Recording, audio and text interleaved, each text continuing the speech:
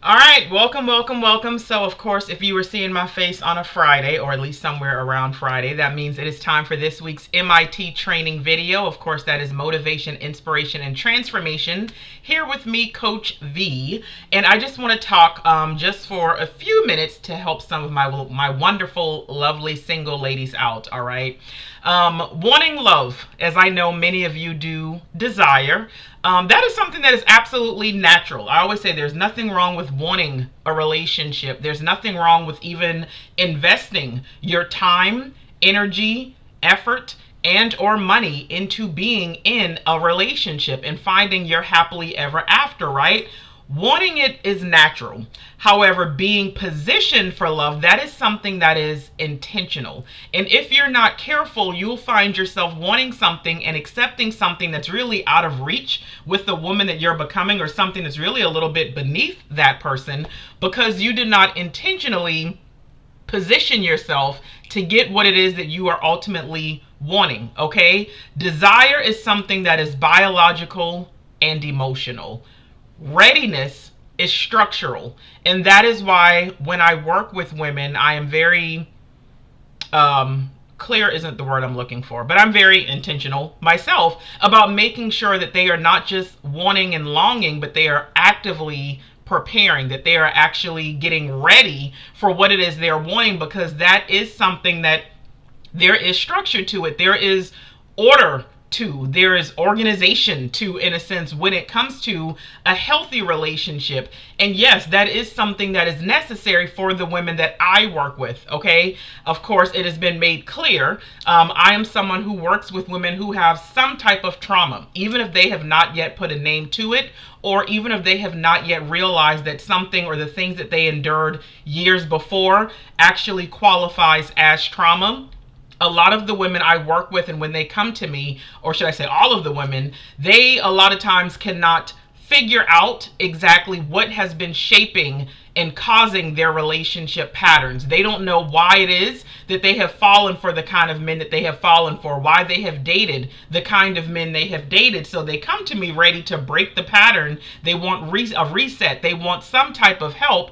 And again, with that, it is oftentimes tied to their trauma. So I say all that to say, yes, it does take structure. It does take order and organization and all of those things, because it's rewiring to ensure that you can date differently, that you can date better, that you can choose different men going forward. And that is what I want for you, okay? I want you to go beyond just saying, I want or I desire, because desire just says, I'm tired of being single. I'm ready for my man. Where's my man, my man, my man? I'm ready for my boo. I'm ready for my bae. I'm ready to settle down. I'm ready to get married. That is what desire says. But positioning says something different, because what positioning says is, I've actually done the work to sustain what it is that I have been praying for. You can deeply desire to be in a relationship. You can even be serious when you say that you want the next relationship to look different, and that it's going to be your last relationship, that it's going to be your best relationship. You can have a deep desire and yearning for marriage and still not be emotionally available for it, okay? This is all going to tie to you being positioned. See, positioning is all about that emotional regulation. I know we've spoken about, or I've spoken about that before, but it's about emotional regulation under pressure. It's when you can have boundaries and not feeling guilty about enforcing those boundaries. I've worked with women who they felt shame because maybe once or more they've actually broken a vow of abstinence, right? So it's like you can enforce those boundaries and say, like, no, for me sex is not an option, or any physical contact is not an option. Like, this is going to be a boundary. But a lot of women will end up breaking whatever the boundary is, and they don't enforce it because the loneliness is loud and because the desire is so deep. They are wanting something, right? They have the biological aspect of desiring, but they are not yet to the point where they are properly positioning themselves, and they are not being intentional. So you want to make sure that you can keep yourself regulated under pressure. You want to make sure that you can enforce boundaries without having any guilt. You want to experience attraction that is not trauma driven, right? Because you've probably experienced some type of trauma bond or attachment at some point before. Almost any relationship, almost any guy that you've dated, and it didn't, I'm not gonna say if it didn't, but anyway, but more than likely almost all the people that you have been in relationships with, it would have never taken place if your trauma was actually tended to. If you were actually dating from a healed and whole place, all, if not at least the majority of the men from your past would have never even had a chance with you, okay? I want to ensure that you also understand communication without fear is tied to this as well. That is a part of positioning yourself, being able to speak up when you feel disrespected, if you feel neglected, if something hurts your feelings, being able to say what you want, what you don't want, if something offended you, if your words were taken out of context, whatever. All of that ties to being able to communicate without having any fear. Making sure that you can still feel stable and secure in a connection or relationship, even when there's silence. And what I mean by that, some women, they can panic a little bit. If it's been, oh, well, I texted him and he's not responded yet. It's been hours since I've heard from him. Or, I thought by now, whatever the case might be, that sends some women into a panic, because for them, it's like, okay, am I being abandoned? I thought this was going to work out. That's the nervous system speaking at the end of the day. And I don't even have time to go deep into this. I know that everyone has their own communication expectations when it comes to dating and relationships, but often, not always, oftentimes a lot of the things that I hear women saying, that I read on social media, when women are talking about, a man, there's no reason why he should go hours without talking, or I want someone who's going to check in on me like every single day. Most of those expectations are tied to abandonment wounds. They're tied to some type of struggle when it comes to actually realizing what it takes to be in a healthy relationship or connection. Now, I'm not saying that a man should not reach out or communicate. I'm just saying a lot of the expectations, they typically come from women who have unresolved trauma, and for them, silence is perceived as a man not caring, not being serious about them, not being whatever in his pursuit of her. It sends women into a panic internally, even if their outward emotions or their display of the emotions or what they say about a man's communication doesn't match. Inside, she's panicking, but some women might, oh, I don't care, you don't reach out to me, like, hey, I can do better, you done, block, whatever. Like, if a man can go such and such time without reaching out, he can go a little bit longer. I don't have time for that. That's really just panic talking, okay? But anyway, I'm not even going to go there. Readiness is not about saying, oh, I feel healed. What readiness is about is saying my nervous system no longer chooses or entertains or chases chaos. It's about you being at a place of peace, and comfort when it comes to your dealings with a man, okay? Going back to the biblical foundation, looking at Genesis 2:18, where it says, I will make a helper for him. That amplified version that says one that is suitable and complementary for him. Suitable means aligned, and at the end of the day, complementary means capacity. See, God didn't say, I'm going to make him someone that she is going to desire. No, he said, suitable. And suitability requires development. Think about Proverbs 24:27, where it says, put your outdoor work in order and get your fields ready. After that, build your house. See, order precedes building. Order has to go before trying to build anything. We always like talking about how he's a God of order. He does nothing out of order, but yet we'll go out here trying to date and trying to force relationships, not realizing that we are out of order when there are heart issues that are present, when there is healing that has not taken place, when you have not yet even gotten to a place of self-awareness, self-love, when you don't have great self-worth, when you have low self-esteem. All of those things are out of order for what it is that you are praying for and what it is that you, truth be told, do deserve. But a lot of the men that you've dated, the relationships that you've been in, they don't indicate that you know what it is you deserve. That shows that there's a problem within the self-worth aspect of it all. Preparation has to go before partnership. And I want to ensure that in this season, you are doing whatever is necessary to get yourself properly prepared so that you can be in an actual partnership. Because I always say relationships and partnerships are two different things. But that is all about positioning, okay? Real quick, I'm just going to give you 3 signs that you want love, but you are not currently positioned. We're going to work on getting you positioned, but 3 signs that you want love, but you're not currently positioned for what it is you're wanting.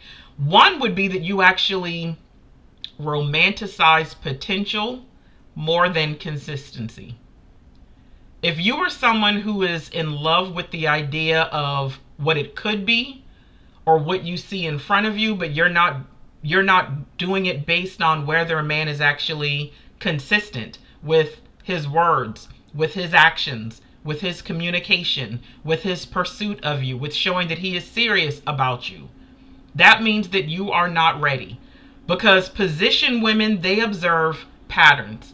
They pay attention to a man's character. They're going to observe reality for what it is. They're going to take that into consideration and they're going to move accordingly. Unpositioned women are the ones who fall for projections.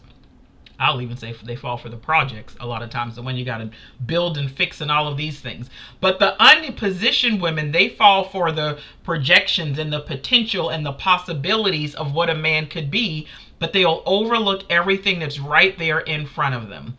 Romanticizing potential is dangerous, and that is a sign that you are not ready. Another sign that you want love but you're not positioned would be that you confuse intensity with intimacy. And when I say intensity, that can reference isn't the word I'm looking for. Relate to? I don't know. But that can be whether some people perceive that as being passion, whether it's something as being connection, or maybe like a really, really great, strong sense of chemistry, right? All of these things that a lot of times we see or we associate, maybe that's the word I was looking for, we associate with being intense, just the intensity of it, the connection that we have, the chemistry, the vibes, the energy, and it'll be so easy to confuse that with intimacy. Because see, when it's feeling good, when you got the chemicals and the hormones that your brain is pumping out because of that new connection, you're not thinking about the standards you said you were going to enforce the next time around. You're not thinking about the red flags you said you would never again overlook. You're just going based off of how that man makes you feel. And because of that connection, you'll think that it's supposed to be an intimate relationship. And I don't mean intimate as in sexual, but for some women, they do take it as that as well. But confusing intensity with intimacy is something that happens far too often in women who are lonely, and women who have an anxious attachment style, women who really, really want love, but they are not yet ready for a healthy love. If adrenaline still feels like connection to you, you're not positioned yet. Anytime you meet a new man, it's like, oh, this just feels different. It's something about him. It's so intense. We get along so well. The conversations, the way new man, but it's going to be the same situation. You're going based off what your nervous system has already become accustomed to. Another sign I will say that you want love, but you are not yet positioned for it, is when you avoid the hard conversations early on. So many women could have saved themselves months or even years of heartbreak, disappointment, confusion, whatever, if they actually had some of the hard conversations early.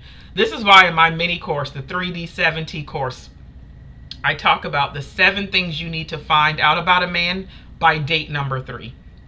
7 things you need to find out by date number 3. And you can only find those 7 things out by having intentional conversations, by asking the right questions. And of course, on top of this, you're using wisdom and you're observing, you're using discernment, right? You're observing his character. But make sure that you are able to have the hard conversations. Make sure that you ask the questions that you know you really want answers to. When you realize that a man maybe says something that kind of contradicts something else that he said or that he led you to believe, open your mouth and ask the question. Don't put it on the back burner or just tuck it away. Or, oh, maybe I misheard, or maybe that's my mistake, or, oh, really, it's not that all important, or we'll talk about it later. Have those conversations. Positioned women are not afraid to get clarity. They are not afraid to ask a man to clarify what he wants, what he meant, what his intentions are, whatever. Hey, why did that happen? What did you mean by this? Hey, this is something I paid attention to. Have those conversations. Unpositioned women are the ones who always will accommodate or overlook or justify or excuse. You can't continue to do that if you know that love is something that you are serious about experience. There is a cost that is associated with mispositioning. When you're not positioned, you will find yourself accepting men who match your unhealed wounds. You will find yourself sabotaging the secure, steady, healthy, qualified men. You'll find yourself over functioning emotionally. You'll find yourself giving too much of yourself. You will feel drained instead of secure. You don't lose in love because there aren't any good men. I feel like any woman who says it, like, that's a lie, right? If you've never experienced a good man, then say that. But don't say that there are no good men. Plenty of good men exist. If you have never come across one, that is a you issue that we need to work through and make sure that you are actually positioned to encounter and date good men. But you're not losing, or you didn't lose because there aren't good men. You lose because your positioning doesn't align with what it is that you are asking God for. That's something worth considering. Please know that even with all this being said, though, again, this is not to shame you. This is to help you. This is to prepare you. This is to hold you accountable. This is to get you to reflect. Because at the end of the day, I didn't come on here yelling for no reason. I want you to understand that positioning is something that can be built. It's easy for you to, maybe not easy, but it is possible for you to retrain your attraction. It's possible, and you can regulate your emotions. You can rewire and retrain your nervous system. You can absolutely strengthen your discernment. You can rebuild your standards. All of those things are possible, and all of those things need to be done. But you cannot do those things casually. Order is required. Structure is required. Not more journaling, not more reading, not more praying, not more hoping, not more content consumption, not just following every dating coach or relationship expert or whatever else the case might be. What type of structure are you willing to do and to start following so that you can get to where it is you want to be when it comes to your love life? Wanting love, that's not just the qualification, okay? If it was just that simple, then many people would already have it. Wanting love isn't the qualification. Positioning is. All right? So, chew the meat, spit out the bones. Take from this training video whatever can help you. I would dare you, when you end this, just reflect for a few moments. Just think about, hey, like, where do I even need to start? What does structure look like for me? Am I positioned? Even those questions alone can take you and provide so much insight for this season that can help you for the remaining part of this year, okay? If you don't know whether you're positioned or if you're just longing, listen, start with clarity. If you haven't already, take the relationship readiness assessment that I have on my site. You can also just go to the short link. It's bit.ly/love readiness. bit.ly/love readiness, all lowercase, all together. Take that, see what your score is. You'll get your score instantly. See what your score is and what it reveals to you about your current level of readiness at the end of the day.